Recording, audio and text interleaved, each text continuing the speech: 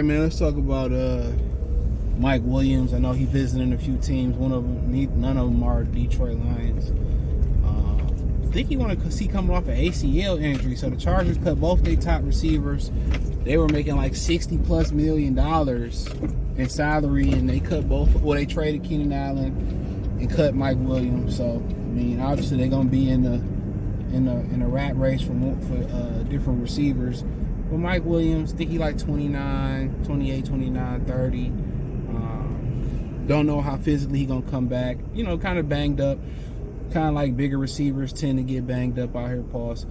Check out Detroit Lions Talk playlist. Thumbs up the video, share the video, subscribe to the channel. A guy that obviously, if come back healthy, a vertical threat that can get down the field and make those 50-50 jump balls. You know, they would have Donovan Peoples-Jones as a good you know, backup to him. You know, he coming off an injury. You know, that's what Brad Holmes like. Every free agent that he brought in out from outside the team, he brought back. Had injury histories. Marcus Davenport, Carlton Davis, DJ Reader coming off a torn quad. It's his second torn quad. So, I mean, I don't understand why he wouldn't take a look at Mike Williams. Maybe he got his eye on the receiver he liked in the draft, but, you know, he would help them, you know, down the field, red zone threat, stretch the field. I mean, but in probably some questions about how he's going to come back, you know, late 20s, early 30s from that type of injury. So, I mean, I think that's fair to ask. I mean, the receivers, you know, you can draft them and you can have instant success. And, you know, they drafted Amon Ra. Took him about a half a season. I think he really took off when Tim Boyle became the quarterback. And then I think, you know, he got a better understanding with Tim Boyle how to play a receiver. And then they threw in,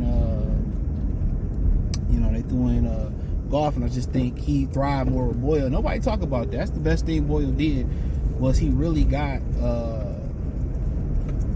you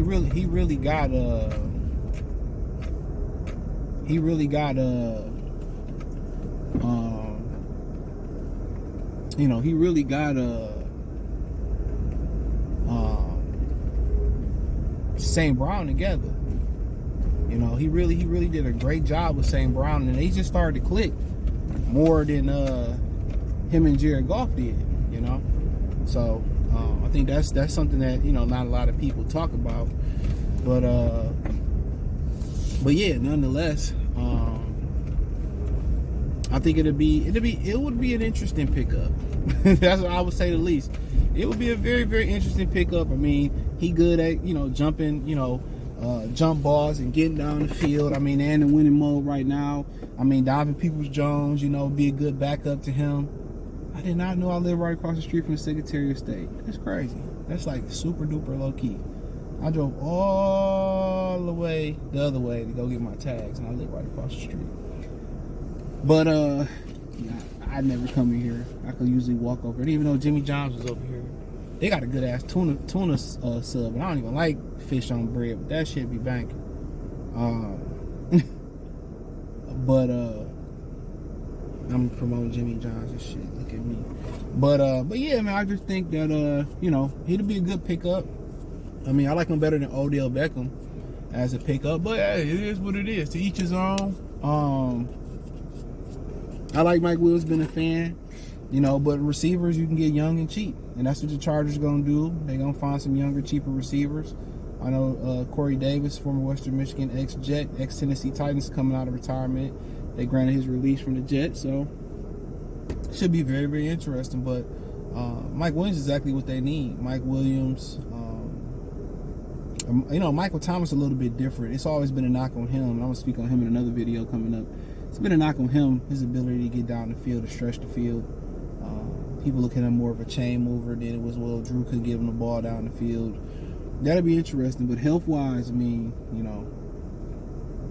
know, Mike Thomas just, you know, a little bit older, ain't been healthy. But Mike Williams is a good target. Not sure how much money he gonna command. I mean, he made $33 million. It's kind of messed up how he could just cut you in the NFL. You know what I'm saying? They could just cut your ass, you know, and not owe you shit else. But, you know, that's the game. That's the game. But he'd be a good guy for the Lions. I mean, Brad, like every guy he brought in from the outside in has been injury prone. You know what I'm saying? He liked that shit. So what Mike Williams is the difference? I mean, They need the threat. I feel like they probably would have made the Super Bowl and won it had they kept DJ Shark. He stayed healthy like he did in Carolina. What he can do down the field, that just opens up everything else. They need somebody that can stretch the field. If they banking on J-Mo, it's a lot to learn there. Is he going to be able to get off press release? Is he going to be strong enough?